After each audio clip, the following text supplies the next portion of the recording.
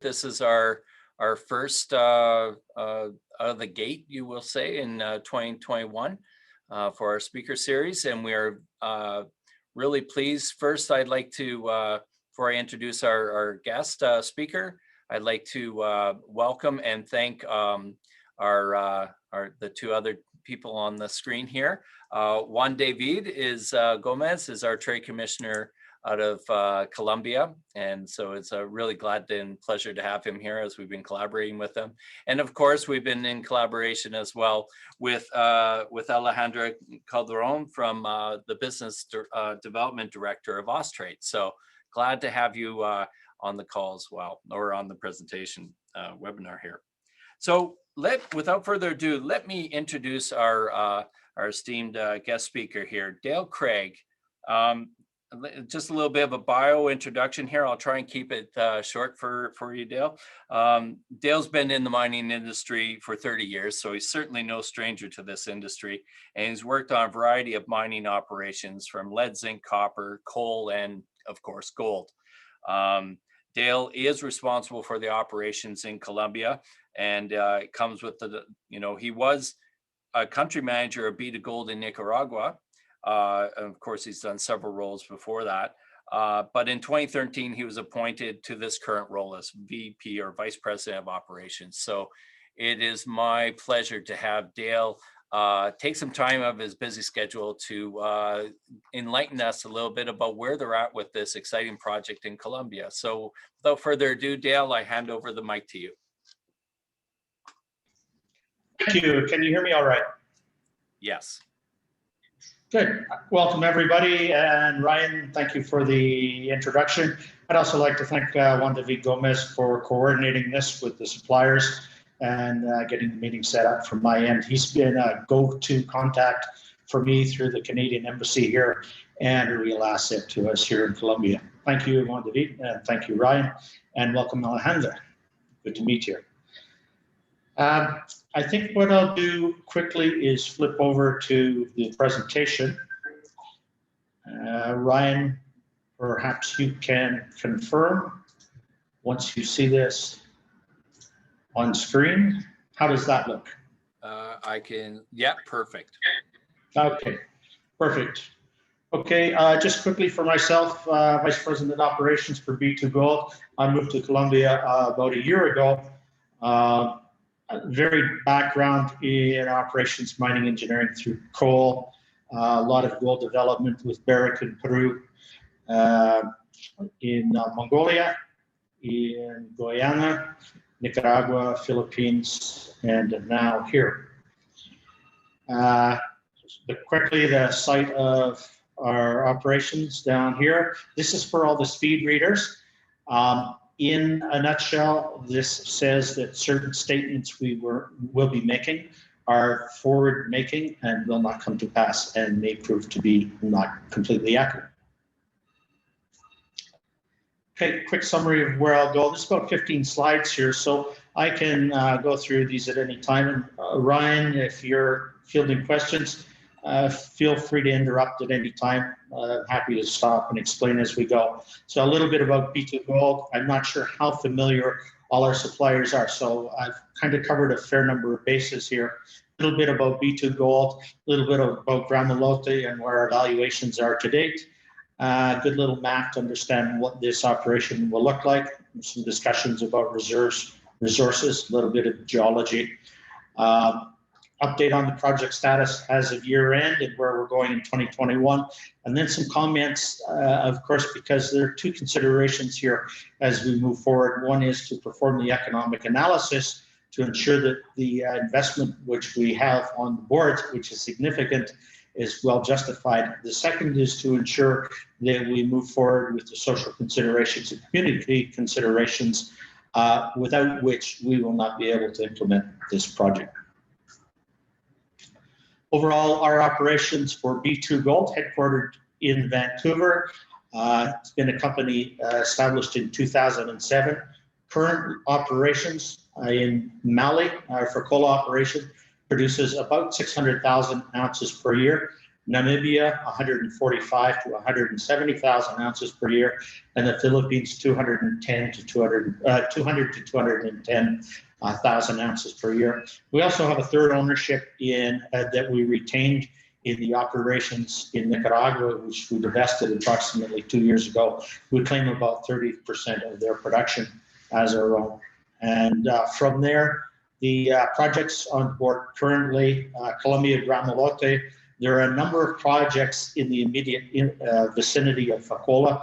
It's turning out for us to be more of a district development than a single mine operation. Very good news. And the third, Burkina Faso, Kiaka, it's actually a well-developed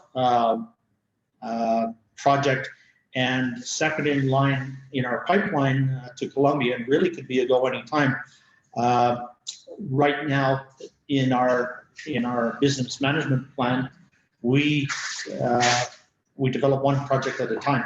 So right now, Gramalote is at the top of the list, but we've got an easy alternative that is ready to go off the mark, and that's in Burkina Faso.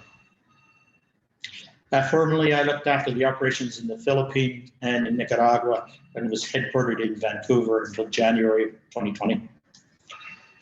Okay, the short story for us, starting in 2007 and showing our production from 2012, growth from 0 ounces at onset of the company development. And this is a management group that formerly ran B2Gold, and as B2Gold was bought out, they moved to establish new operations. And really, we've followed the operations and the opportunities throughout the world. A combination of mine developments, takeovers, and greenfield work. We're estimating in 2020 we'll produce just over 1 million ounces. We're on track for that. Current all-in sustaining cost is $780 per ounce, and our cash operating cost is around $600 per ounce against the current gold price sold to date in the past month of just around $1,900. Has provided some excellent margins for us this year. A couple of quick comments.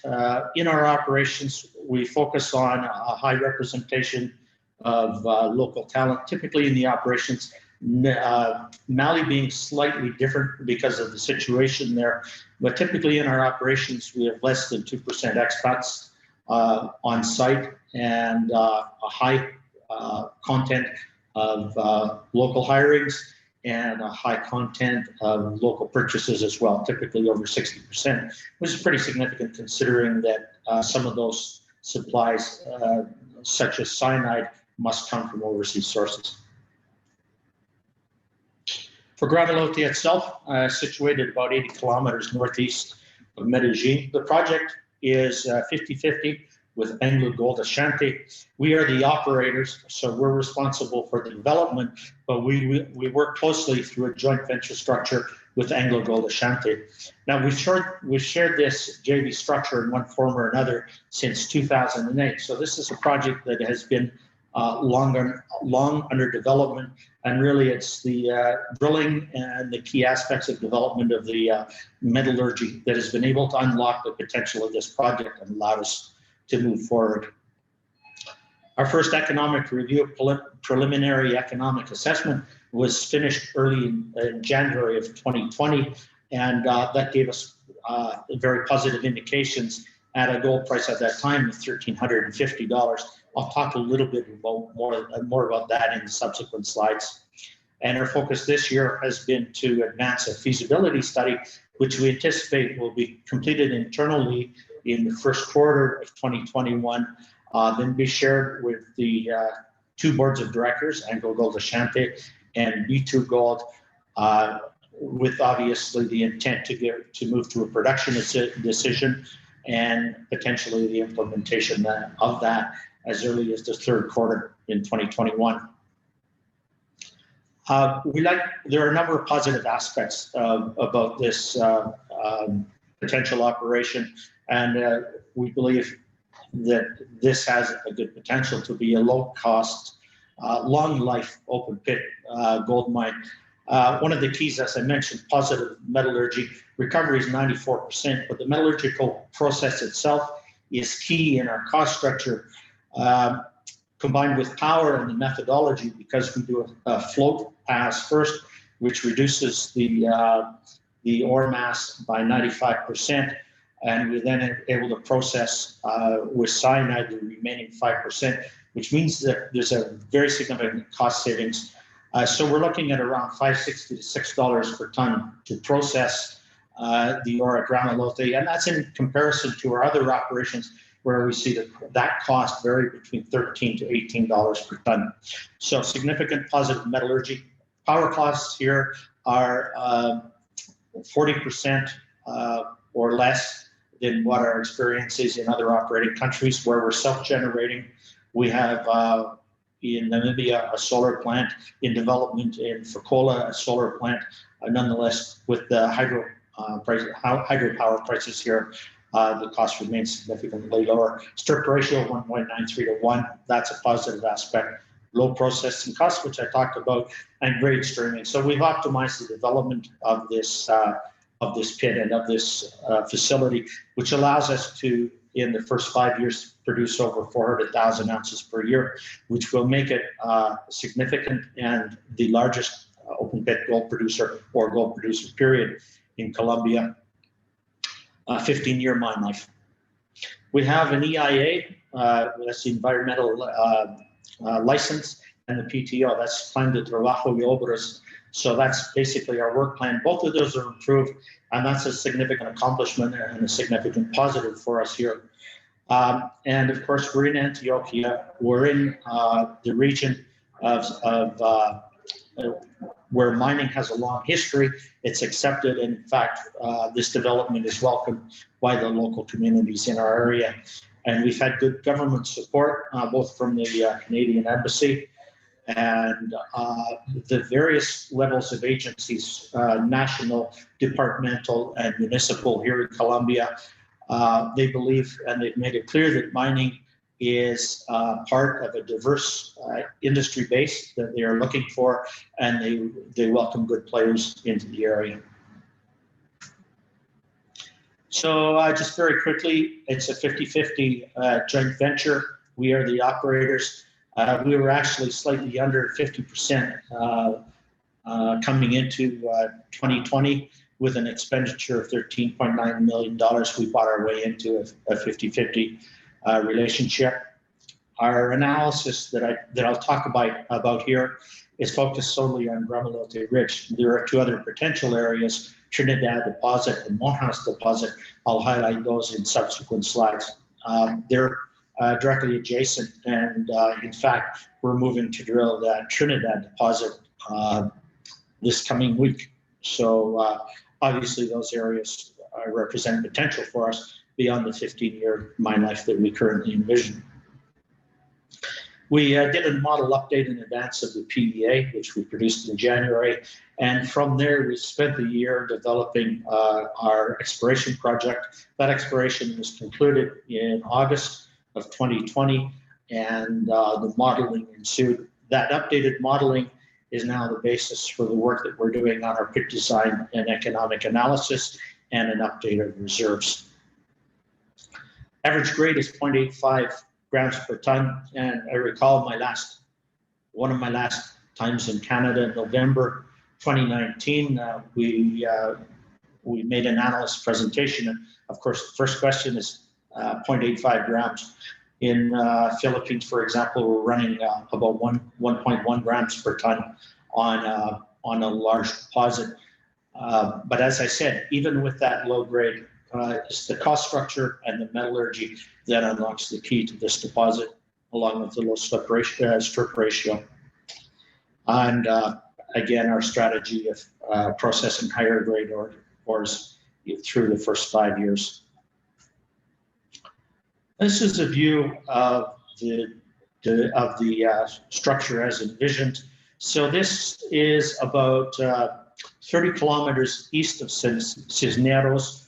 The Rio Nuz is along the north side of this area. You can see Providencia village, more or less in the center of the slide. And we're located south of the National Road that runs from the river ports to the east over to Medellin, and obviously connects to Bogota. The property, as shown here with infrastructure, is about 8 kilometers west to east, and actually relatively compact. You can see in the center the future Gramalote pit and the mine support infrastructure off to the northwest. Power line is about 24 kilometers away. We're working to consolidate a contract that we will advance this year to extend power out to the mine operation. And we're also looking at a couple of other measures that will aid us in power generation. One is, yes, the solar plant here. And the second is we're looking at dual fuel trucks, gas and natural gas to operate this mine. So those are under evaluation. The tailing structure to the east, you can see, is quite large and essentially a valley fill with a massive embankment at the east or the discharge end. That's a cyclone sand embankment that is large. The tailing structure here is a little different from most of our operations because most of the waste is separated from the ore very early in the process. The material, by far the bulk of the material that arrives in the tailings dam is inert. So there'll be one small section of this tailings dam that carries the waste material from our final processing after a cyanide fill, but the remainder is inert rock, which fills by far the large volume of this tailing structure. The pit will be about 1,300 meters north-south and about 1,500 meters east-west with a depth of 700 meters. And I can show you in the subsequent slides the future locations of Trinidad and Monjas. So, quick summary here in terms of the PEA and our resources, which are shown here. These are the old resources which you see, especially for Gramalote, contain a mix of indicated and inferred. So our object in 2020 was to complete a drill program and move most of the inferred class into an indicated class, which will again improve our confidence in the values that we're looking at as we move towards implementing this project. The investment that we anticipate is about $900 million. To date, exclusive of that, both companies have invested around $350 million to the end of 2020. So the investment to get us this far has been significant, but the final $900 million, which we would anticipate we would spend in about 2.5-year construction period, is the key that we need to justify. Positive from the PEA results, a payback of 3.6 years. That was at $1,350 gold. Looking even better now. Cash operating costs $544 and all-in sustaining $648. Fairly large mill, 11 million tons per year, and a recovery of 94%. So net present value $928 million with an internal rate of return of 21.9%. That's on a 5% discount. Geology. Most of our drilling, I would say, and we're still working, we've received the model and we're still evaluating the model against the preliminary economic assessment model. So our understanding of that model has just been developed, really starting from the commencement of December in the past year. But the drilling that we've seen so far has indicated that the central sections here hold up very, very nicely. We've also, with our drilling, identified that we need some more drilling around the margins and in the deeper areas of the pit. But so far, we're fairly pleased with what we're seeing on the models, but that analysis and those conclusions are still in process right now as we speak. I think I had an engineer or two lose some time over Christmas dedicated to us rather than family, but I appreciate the effort. Marcelo, if you're on and listening, thank you very much. So the other two areas that we have are Trinidad and Monjas West. In the upper right corner, you'll see a map of our two concessions. With the central area, you see that purple line, that's the Gramalote pit. To the west from that is Monjas, and up to the northwest is Trinidad pit. Between the two of them, there's about 680,000 ounces that are in inferred status of resource. Considering that first 5 years we'll run at 400,000 ounces with a diminished production rate. After that, that represents still another 4 to 6 years of production beyond what we envision as the 15-year mine life. So there's still lots more to look at on this property and identify and analyze, both in terms of processing and confirmation of resource or reserve.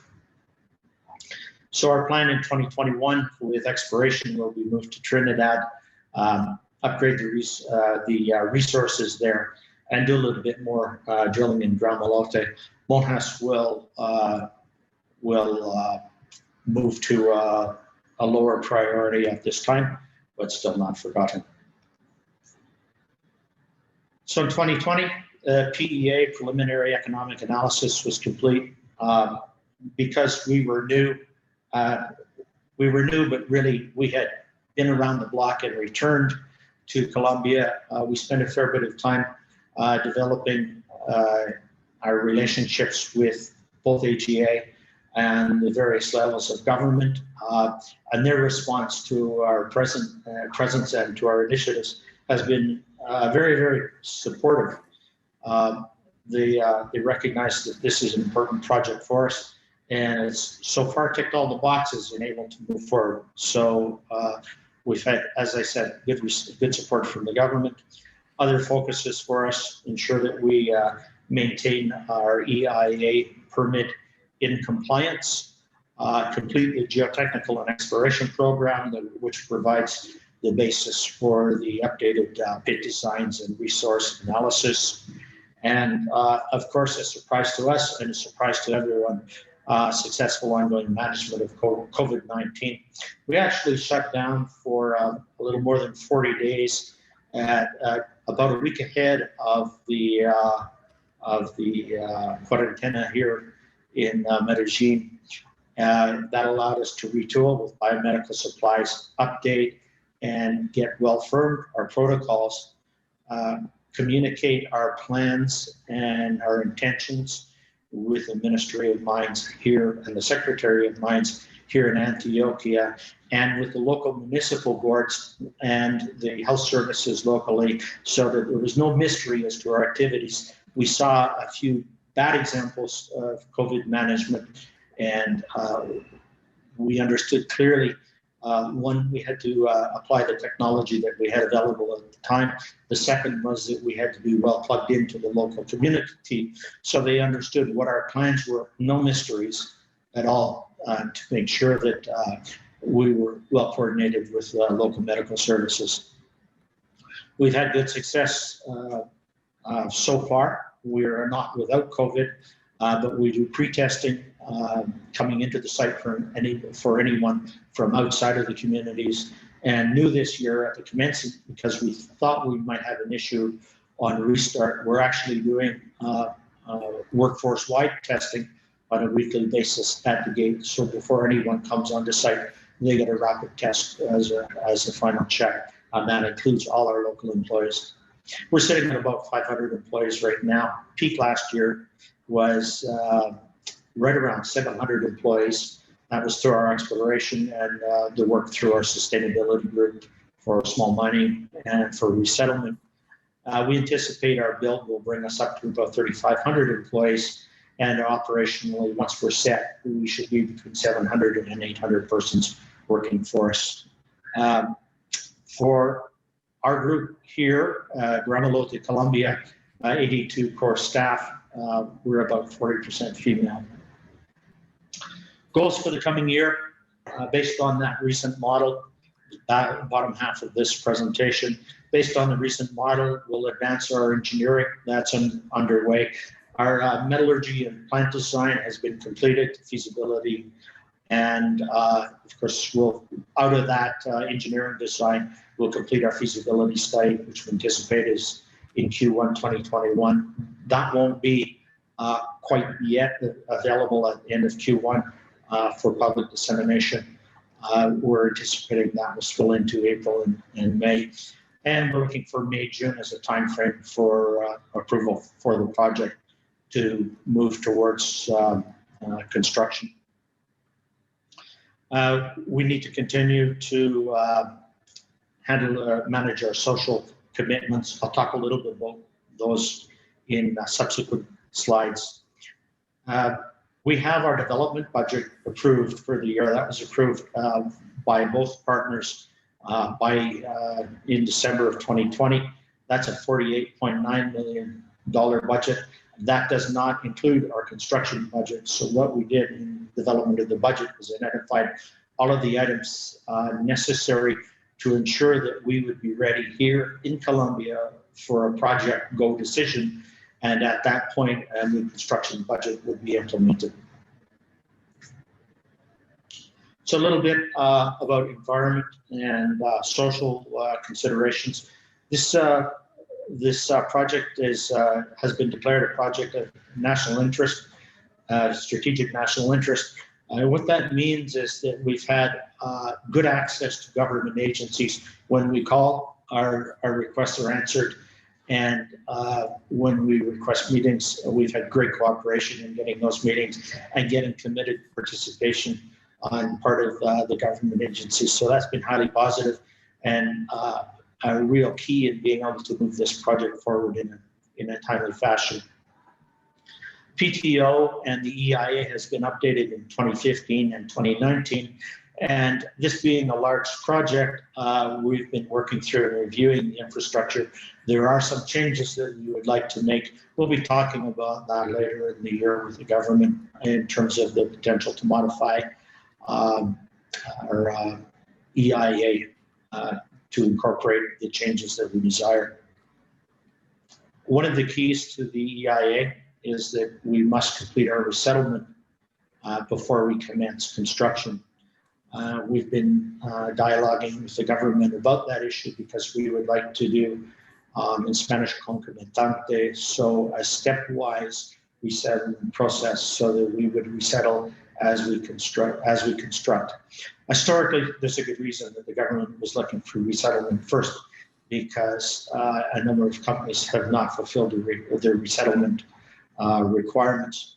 Our plan is very clear and we anticipate working through this first quarter in a series of meetings with ANLA to review our proposal and move forward with that. The key aspect of that is that it will allow us to hasten the construction of the project and compress this entire process into about a 3-year timeframe.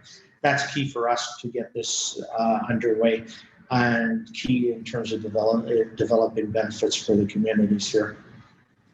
2020, the goals were, of course, for environment, comply with our EIA requirements and ongoing monitoring of our EIA performance. Socially, there are two key issues for us: resettlement and movement of artisanal and small miners from the area. For resettlement, we've identified 294 social units. So those would be, a social unit would be a family, more or less. Now that could be an extended family, but that gives you an idea that if you multiply that by 4 or 5, there's a fair number of people involved with this resettlement program. And it includes, the resettlement program includes resettlement or moving infrastructure or instituting new infrastructure, and includes instituting livelihood projects that will allow these people to maintain their self-sufficiency. The resettlement project itself is about 7 years long. It's a significant investment. We partner with a consultant here called Socia, and we think we have a great program in place here. We have a considerable experience operating in other countries with resettlement projects. The most recent one in Mali, for which we received recognition from PDAC. And we know that SOCI is a good partner here to move this project forward. Through the past year, we spent a lot of time. We had to rethink our approach into the communities, of course, with COVID in the area. So we did retool and re-strategize with that for our activities and for the activities of SOCIA. But beyond that, we have a good inventory of the individuals who need resettlement. We've developed a compensation framework. So our process through the coming year will be to review with all of the individual resettlement candidates the compensation involved and the plans. But really the focus in the past year and what's going on currently is to make people understand this process. It's not new to them. They've been hearing about resettlement for 10 years, but we know and they know they need to understand the process, what to expect, what the houses will look like, where will they be going, all of those questions that of course anyone would have, and that's been the focus for this past year. Resettlement action plan is well developed, and this year then in 2021 we look forward to completing the action plan, implementing the acquisition of resettlement areas and starting to set up, because it will be a long process, setting up some of the livelihood projects that will sustain these people as they move over, and of course negotiate through the resettlement as well. Just quickly, and this was an addition, I think one David from the last slide you saw.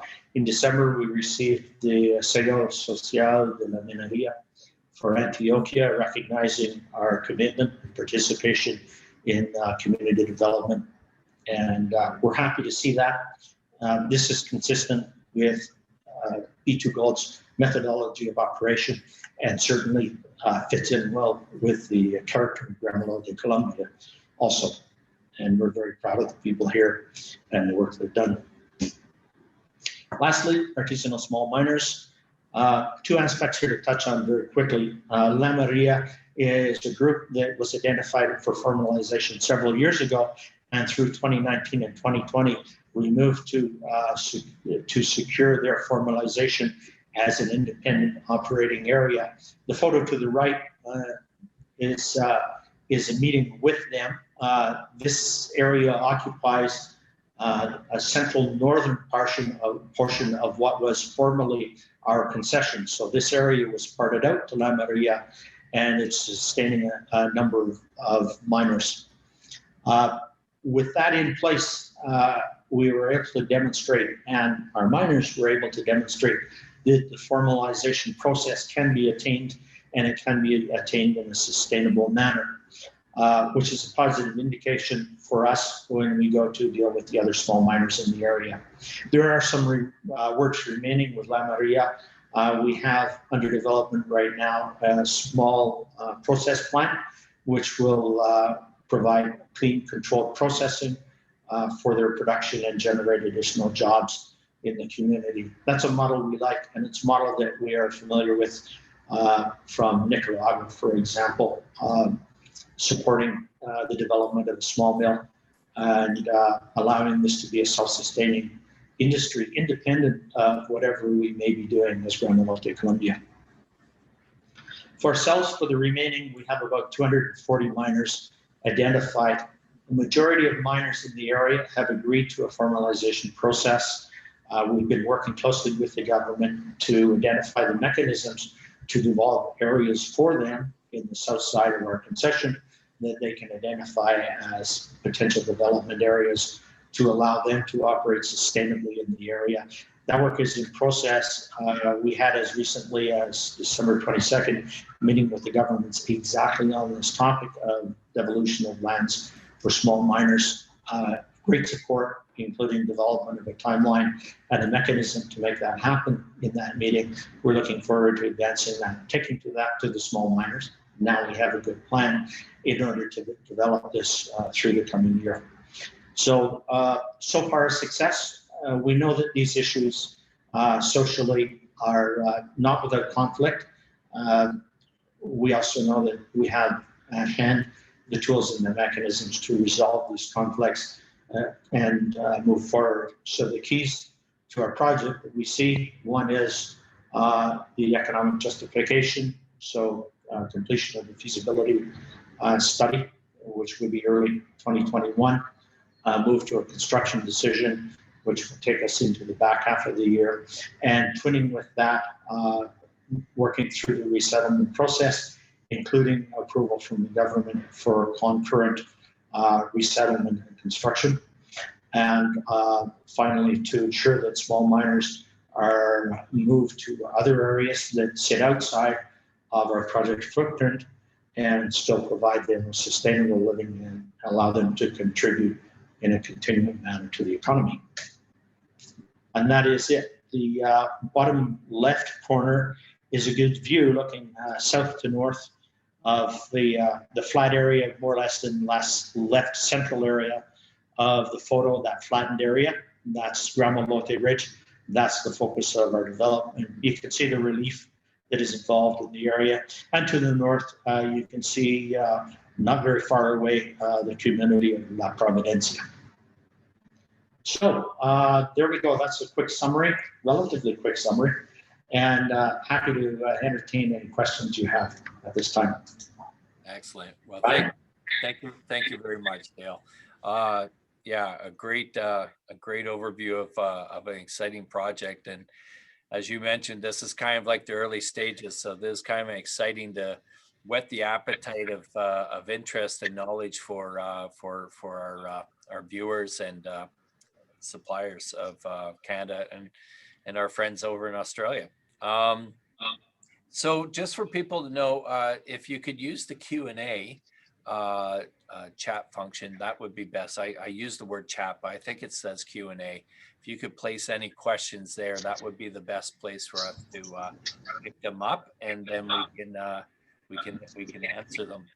So while people think about the questions and maybe shake off their New Year's fog, get used to doing this again.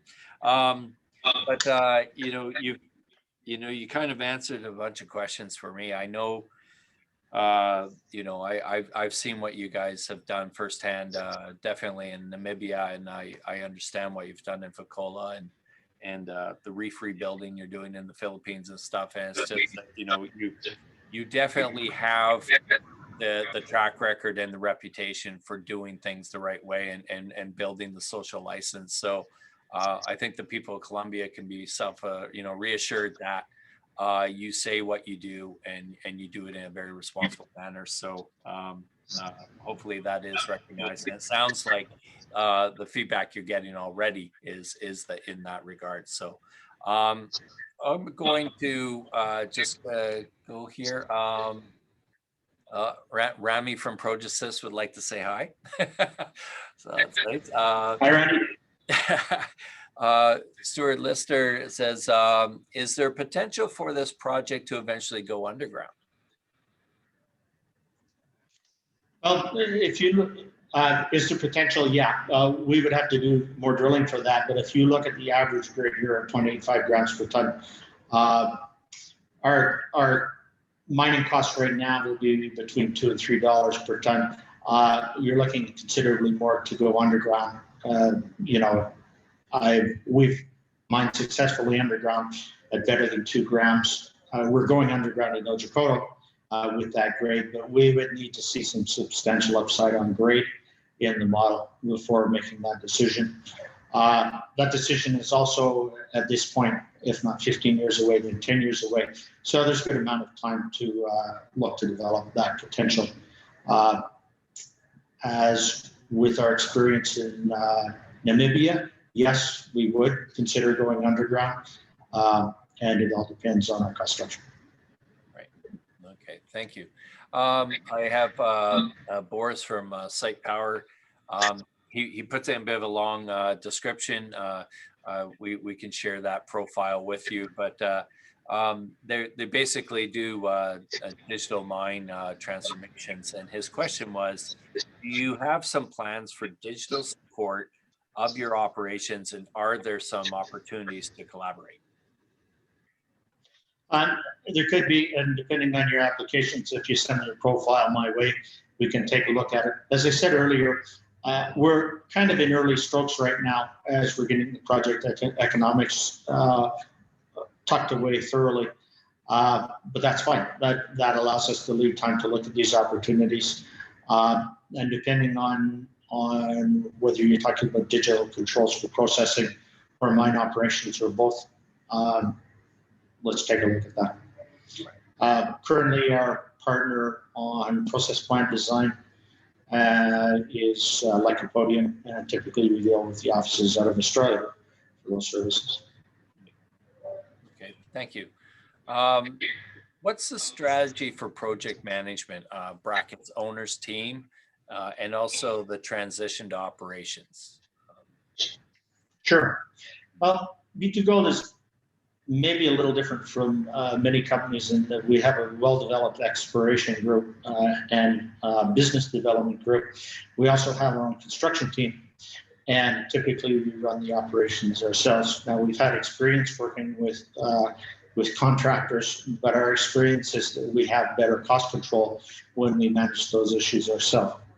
So if we look to the past models from Mali and from Namibia, typically we have a construction phase. We bring in our construction specialists for that. We also have, of course, significant local employment involved with those construction projects. That serves as a filter for the crew that will remain to operate on site. So what we see here is a structure. This is a little bit of a deluxe startup. We have already a functioning Gramalote Colombia here with a number of talented individuals. So that kind of makes it easy for us. But typically in our management structure, our philosophy is that we use in-country capabilities. So you may see one or two expats here. The exploration manager here, for example, is Canadian. I'm Canadian, but I'll be down here to transition through this project development and into the construction phase, and then I would be moving out. So typically, the way we operate is we use technical basis from visiting engineers and specialists from Canada, but we look for our Colombian group, in this case, to carry the project and manage it. We believe the strong management at site is the key to successfully operate and manage costs, and that, of course, is with overview and liaison with our Canadian operations. So high level of local content, focus on local hiring, focus on local procurement as well. And we're fortunate being located in Antioquia and close to Medellin. We have a whole raft of services available here to allow us to develop in that way. Does that answer the question? I think it does. I'm going to say yes. There's more of a geology question. I don't think we did talk about what is the predominant rock type that's hosting the deposit. Tonalite. So a relatively inert material, which works wonderfully for us, of course, when we look to our tailings management. Right. Just an addition to that, is it a high weathering profile? Like, does it go deep into this, or when do you get the fresh? No, and in fact, our plans, there is some oxide material present, but our plant design is based on sulfide processing, so flotation and then cyanidation. So no, this is from what we are looking at, sulfide deposit. That's Gramalote Ridge. Conditions in Trinidad may be different. We would look at that further down the line. In a number of iterations, and of course, as this project was well studied for a decade, there were a number of considerations, combined scenarios of oxide sulfide processing. And in the end, when we look at optimizing payback and optimizing the development and robustness of this project. It's sulfide processing that is key for us. Right. Okay. Thank you. Question here is, can you share your plans and expectations for the tailings area of this project?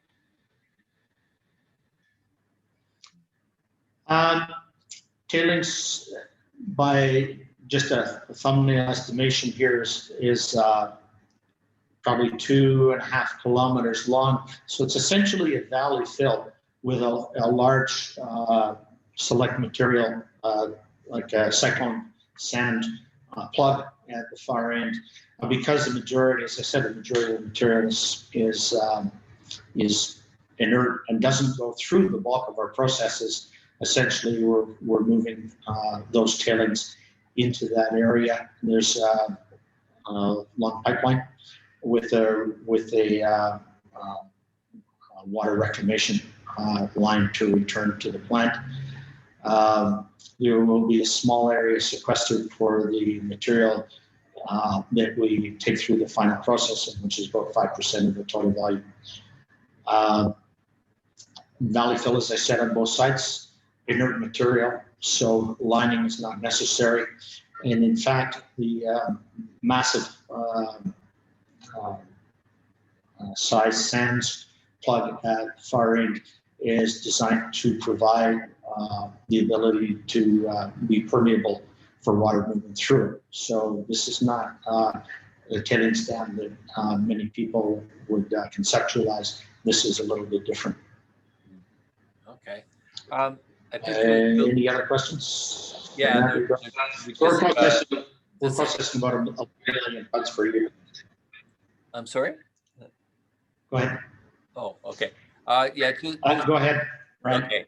This is quickly about, I think this is more tied to maybe the closure plan, but it's tied under the theme of social license. How do you think about the operation after the mine is depleted and building a legacy there?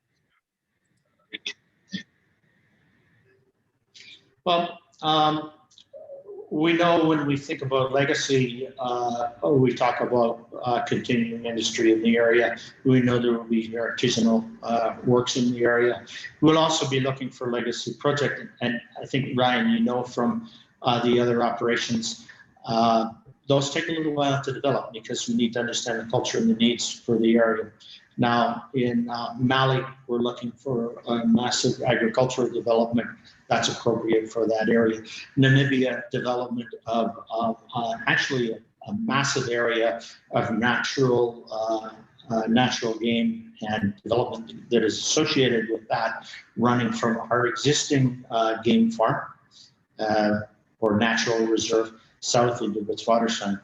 In the Philippines, that's reef, planting mangroves, development or redevelopment of the fisheries industry in the area. So those are the kind of projects we look for that provide continuing sustainable development in the community, and those concepts will be developed over time. In the physical reclamation of the area itself, we anticipate that the pit area will remain pretty much as is, and those are some ongoing discussions, in fact, that we have with ANLA, because they've asked us to look at other scenarios with regards to Gramalote pit, and we know that there will be a water course through that area as well. So there is potential there.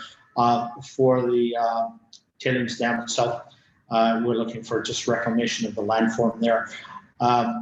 My experience in some areas is that these tailings areas, and especially this one, because the material is inert, it's potentially a good area to look at crops such as sugarcane for growth that will be humid in the area and water ingressing and coursing through the area. So there are a number of scenarios that we can look at there.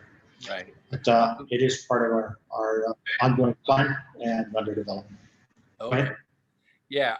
Okay. I know we're getting close to the time limit here. So I think I'll just take one more question, and what I'll do is the other questions I can just maybe we'll put them in a bit of a post, and maybe you could if you could potentially address them then we can get those answers back to the people.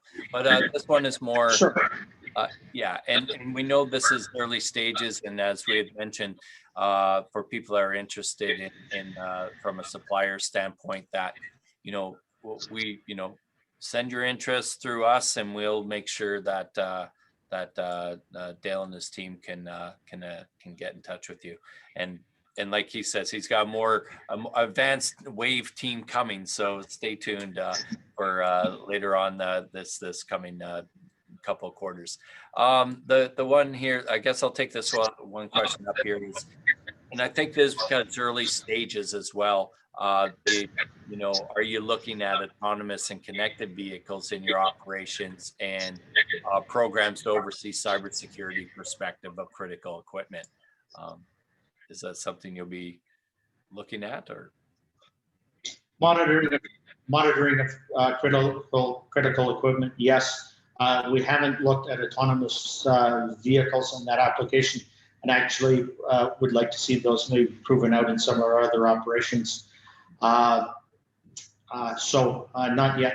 Automated dispatch, yes, of course, and management, advanced management in that sense, absolutely. We'll have a fairly large fleet there, and a fairly healthy daily production also. Yes, the automation will be looked at, not automated vehicles, not at this time. right? We are looking at dual fuel vehicle, which is interesting, both in terms of cost saving and impact. Okay, excellent. Well, there are other questions here. What I'll do though is I'll endeavor to get those questions to you so you can answer, and we'll get the participants their answers to those questions. So very quickly here as we wrap up. Yeah, thank you very much, Dale, for taking the time, your busy schedule, to share. It's an exciting project, and obviously there'll be more to come. And thank Alejandra and Juan David for being on the presentation as well. So It's my pleasure, and I'm sure you'll be hearing more from us. yeah, excellent. Thank you very much.